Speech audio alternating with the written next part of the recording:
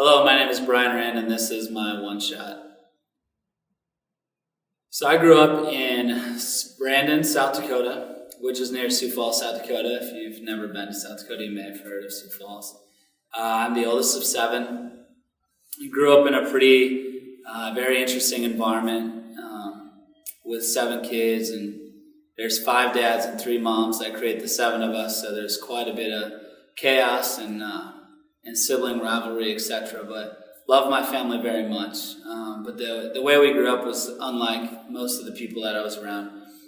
From a young age, just kind of always been an entrepreneur. Started my first company when I was in high school, and the federal government showed up when I was 19 to tell me I was no longer in business. And I was in a unique situation of being 19 years old and looking at a number of years in prison and really having an alternative of, do I go to prison or do I really take this one shot at life and do things different? And through the transaction of me getting in trouble selling drugs, I lost my family, I lost my girlfriend, I lost my friends, I lost my car, I lost everything in the matter of literally hours after being found out that I had been set up. And that's when I had a group of men kind of walk into my life and really give me a second chance at this thing. They told me they could introduce me into a life that I had never dreamed, and they could show me how to do this, and they would walk with me. The only thing that I had to promise them is that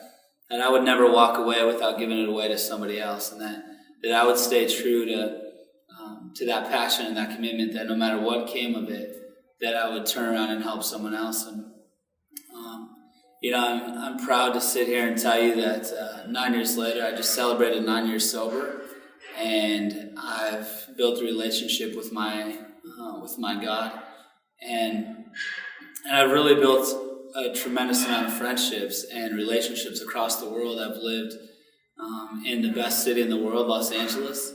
I've been self-employed primarily my whole life. I always tell people that I've always been a salesman.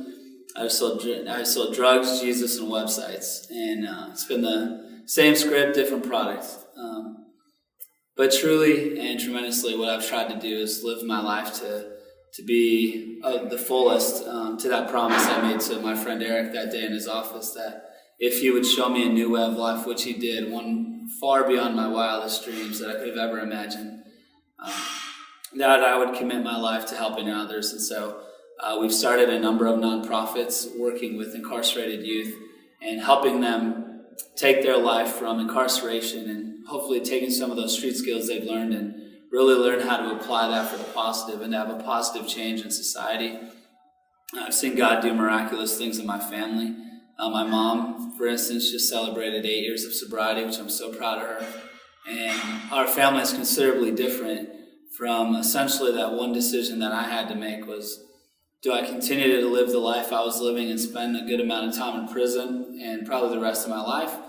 Or do I put that way of life down? Do I find a spiritual solution to life and an altruistic solution to life of helping others and pouring into others' lives that, the same way that have been poured into me?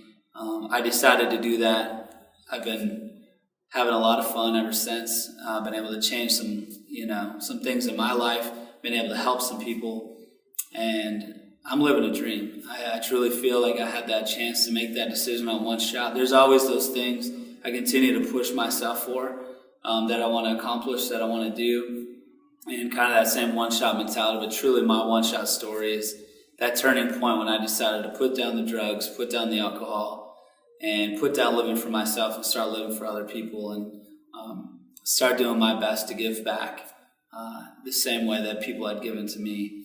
And today I'm very grateful and thankful for that. And that is my one-shot story. Thank you very much.